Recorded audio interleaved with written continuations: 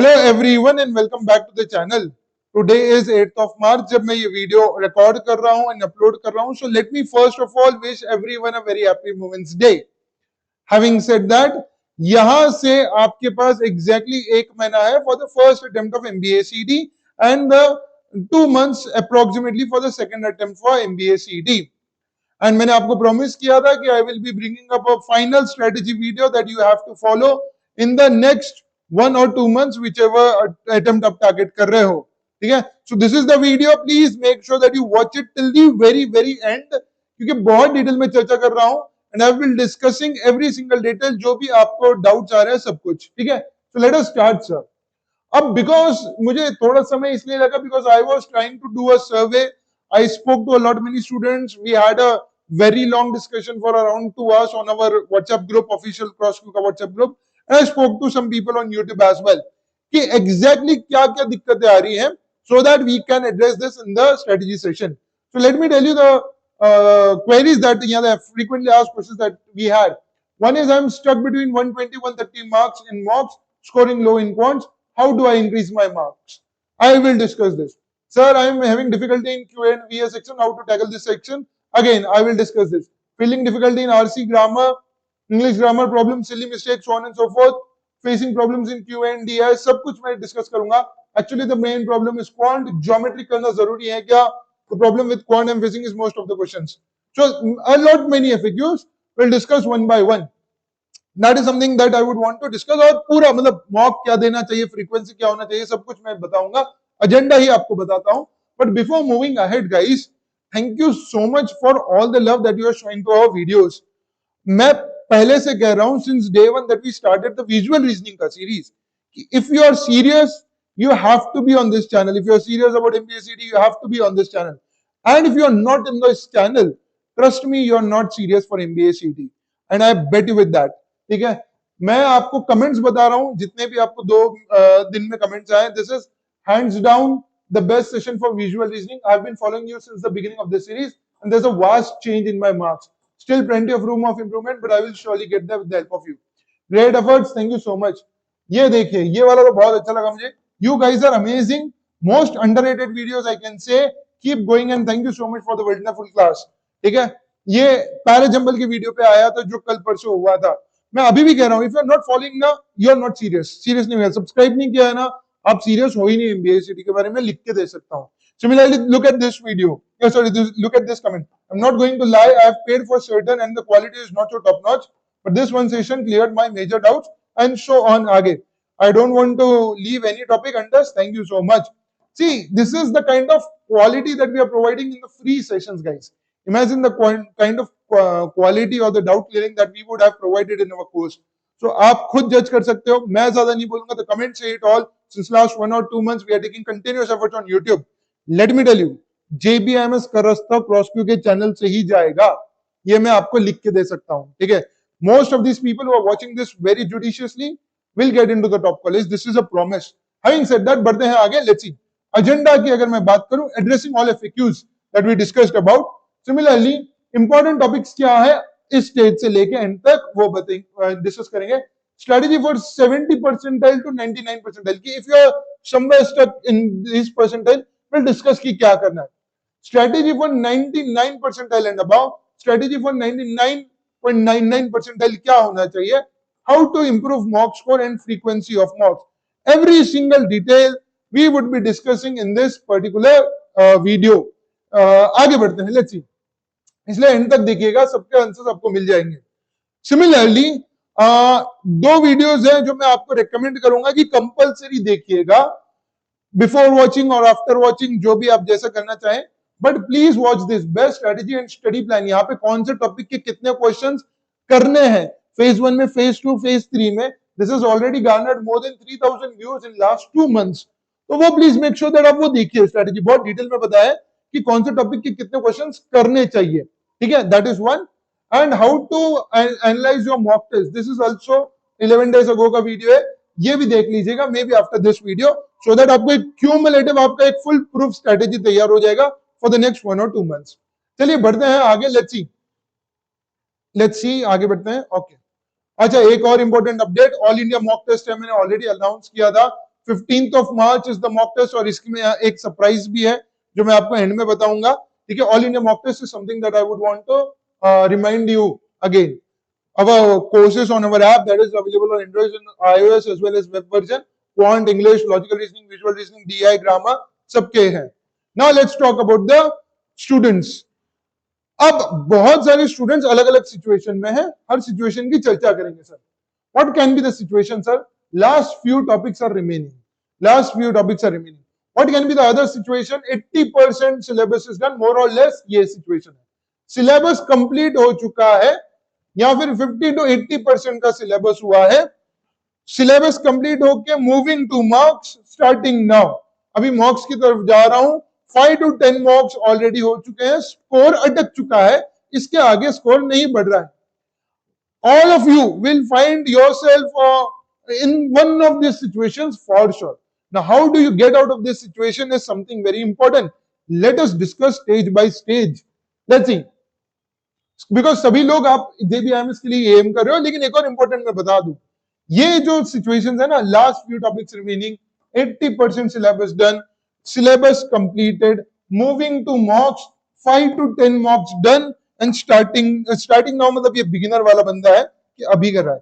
ये छोड़ के और 50 to 80% वाला जो सिलेबस छोड़ के बाकी सब लोग, दिस इज 1, 2, 3, 4 and 5.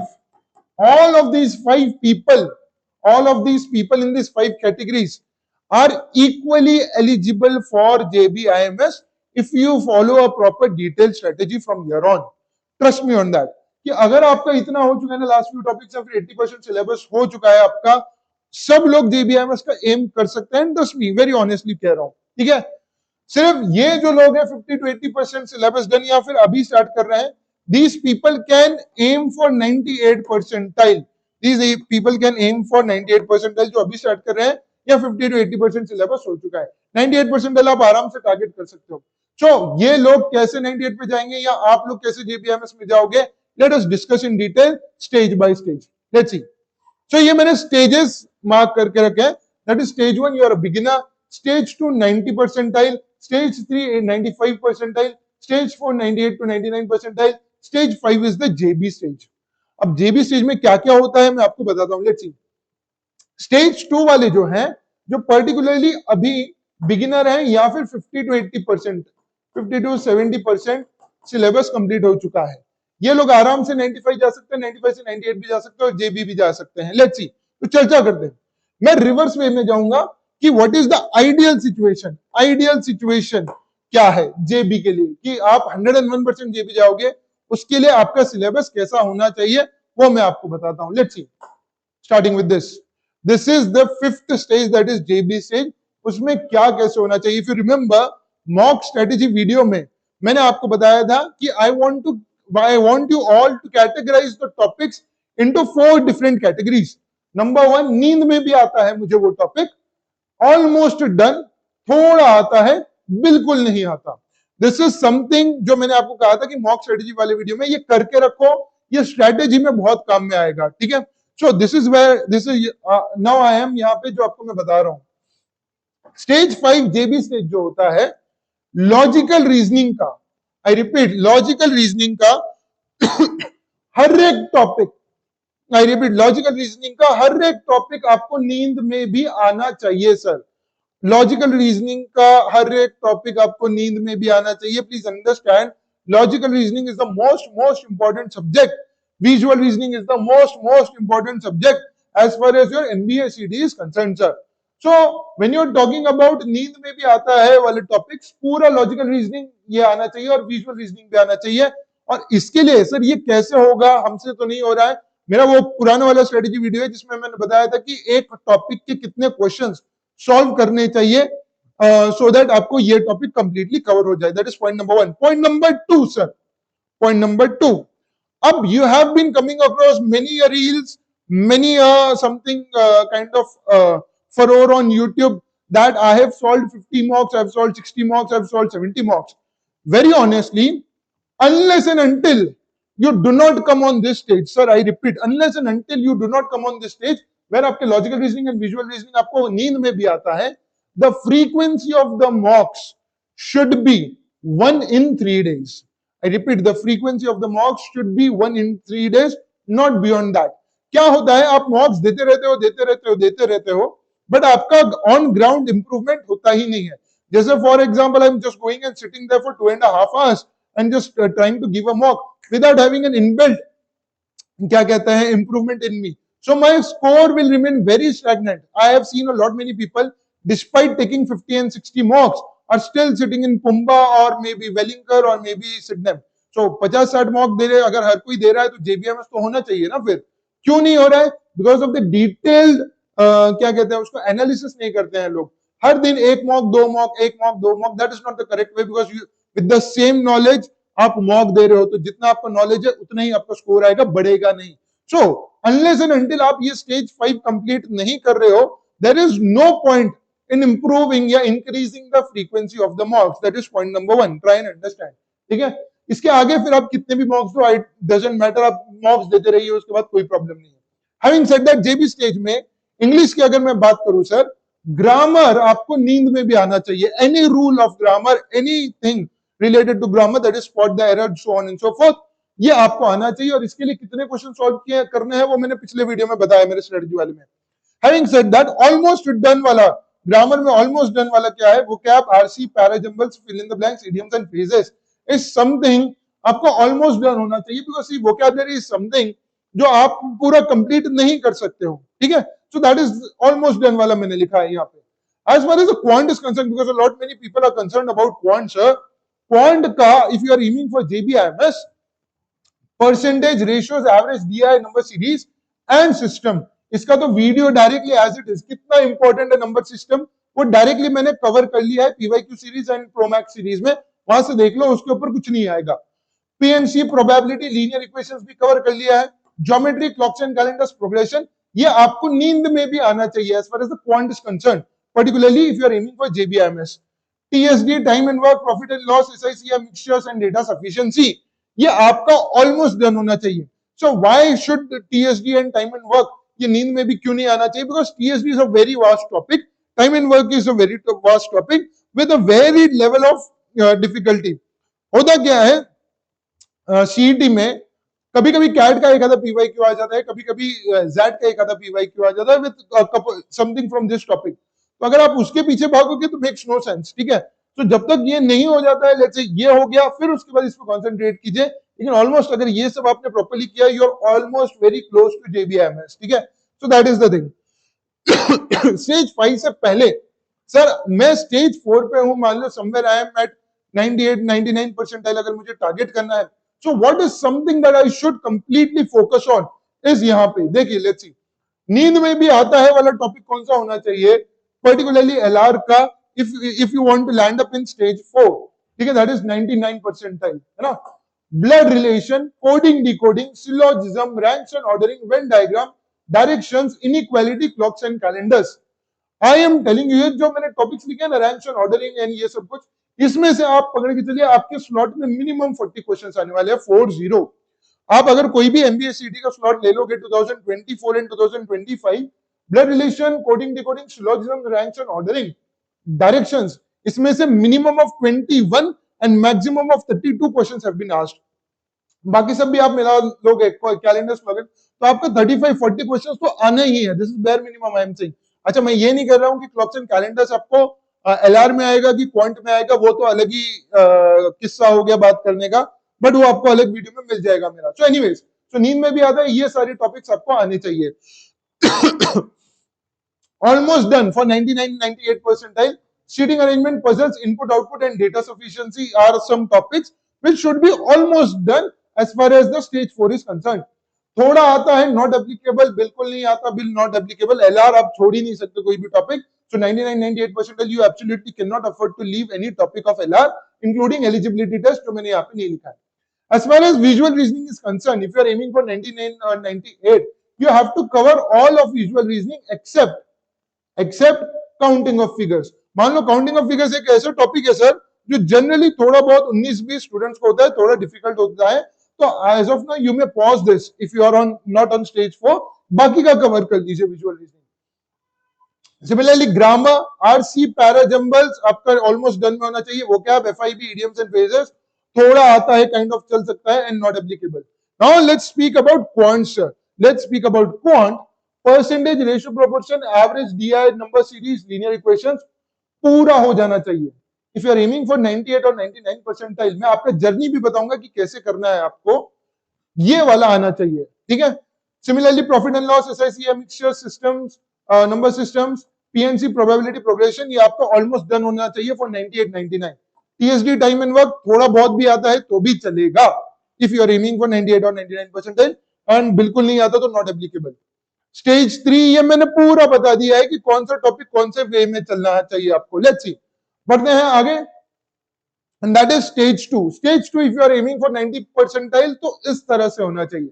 सर ये चार्ट तो समझ में आ गया है, अब मैं कैसे आगे बढ़ूं sir, how do I move ahead with this, ठीक है। Let's say you will have to evaluate yourself, you will have to evaluate yourself, sir, whether I am at stage 2, whether I am at stage 3, whether I am at stage 4, or whether I am at stage JBMS.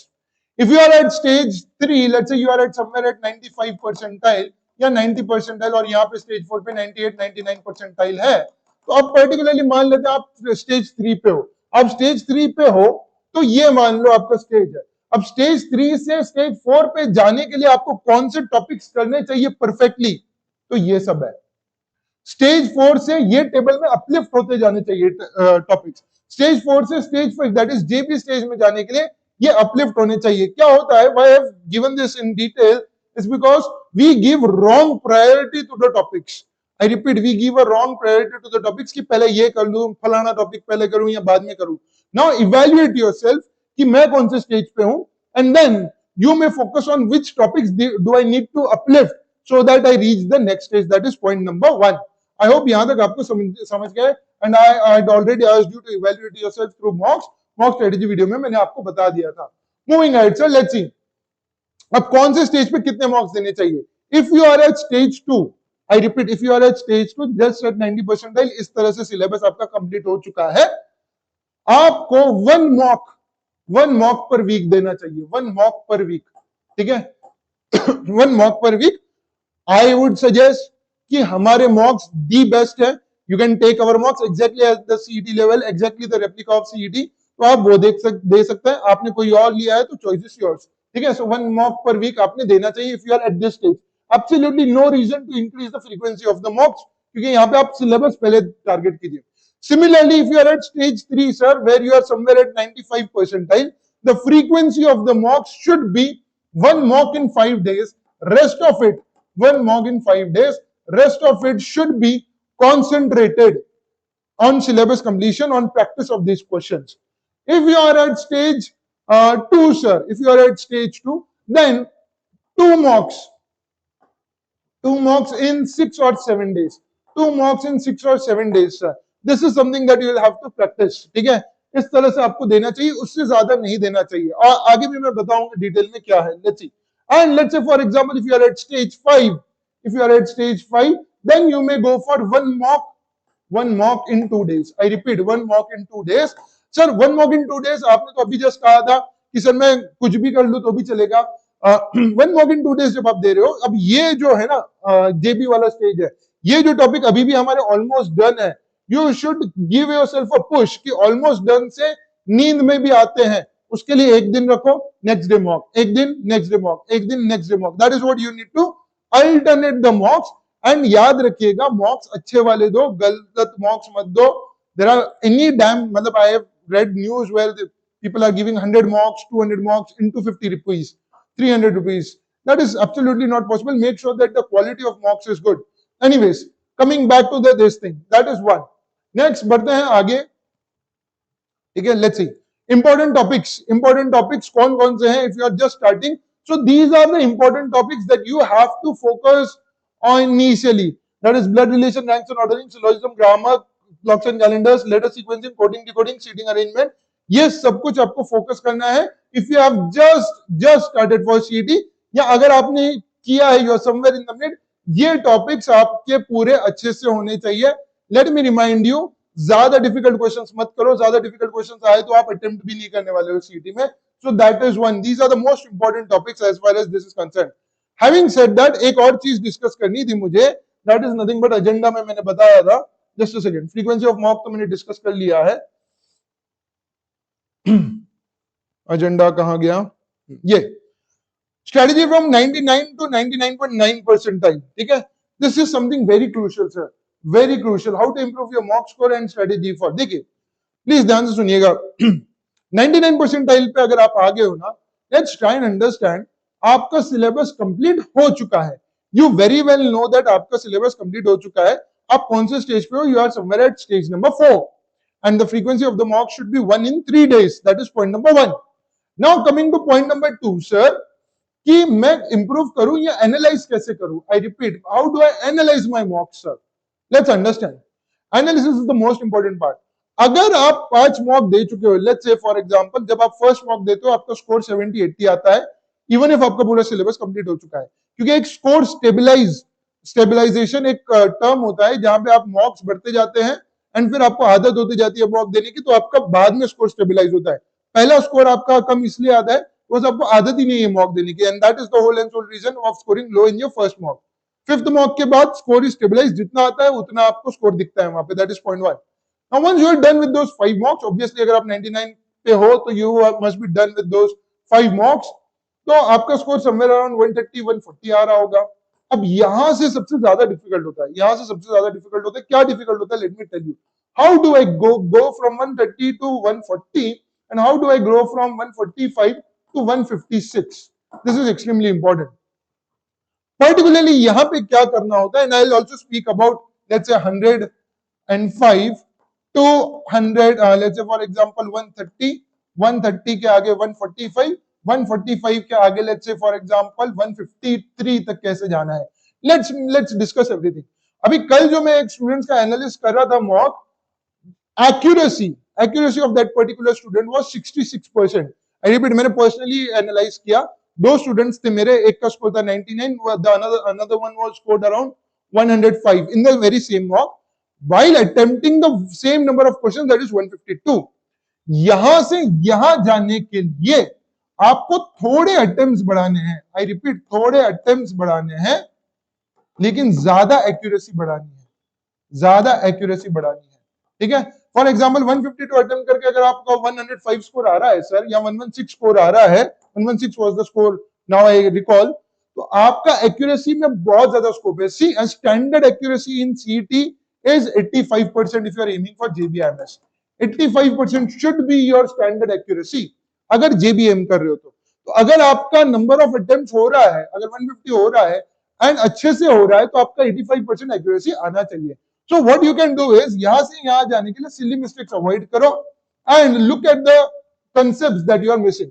इसके आगे ये वाला जो stage है ना, इसमें 5 मॉक्स एक साथ ले लो, 5 मॉक्स. Analyze not the topics but the subtopics, sir. I repeat, don't analyze the topics but analyze the subtopics. What do I mean by subtopics? Sir, फलाना क्वेश्चन है, जैसे फॉर एग्जांपल फलाना टॉपिक है time and work.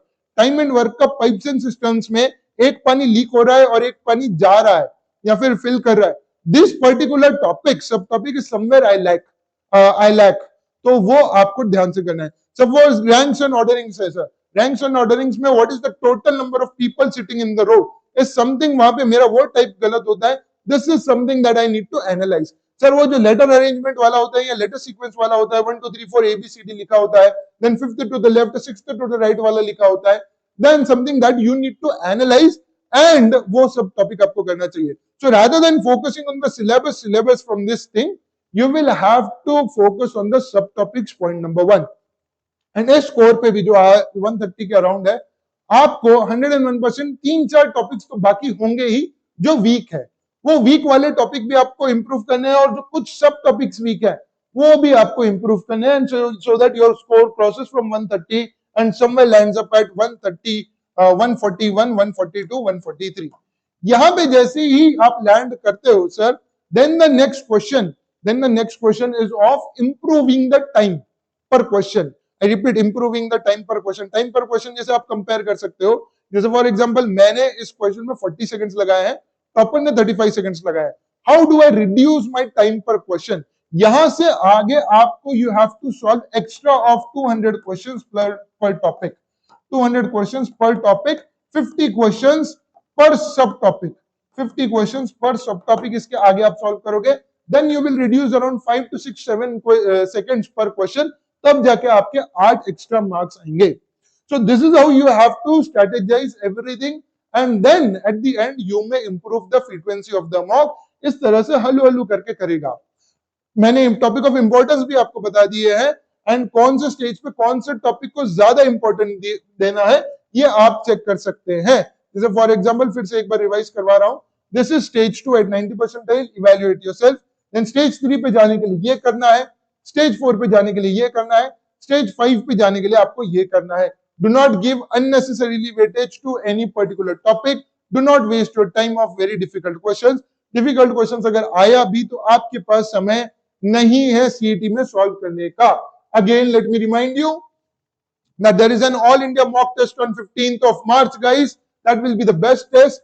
I am personally making that test, first mock test, 15th of March, exact replica of 2024 and 2025 का CET. जितने भी questions आए थे, जिस भी टाइप के आए थे in CET, I will make sure that every single type of the question is covered in that mock test. मैं पर्सनली बनाने वाला हूं जैसे मैंने आपको कहा, and that is available to freely to everyone 15th of March. Having said that, जो surprise मैं आपको बता रहा था, that is top 30 students of this particular mock test will be personally mentored by me. I repeat, will be personally mentored by me and I will make sure that these people get into SIDNEM or at least JBIMS में कहीं ना कहीं तो वो land up हो. So make sure that you seriously prepare for this mock test which is scheduled on 15th of March. मैंने जैसे बताया exact replica of MBA CT रहेगा. At the end, let me remind you, if you are serious and not on this channel for CrossQ, for MBA CT, you're definitely not serious. ठीक है? Thank you so much guys. Till then, take care. I will see you day after tomorrow, that is on Tuesday, with some more live sessions as we always do. Thank you so much. Till then, bye-bye and take care.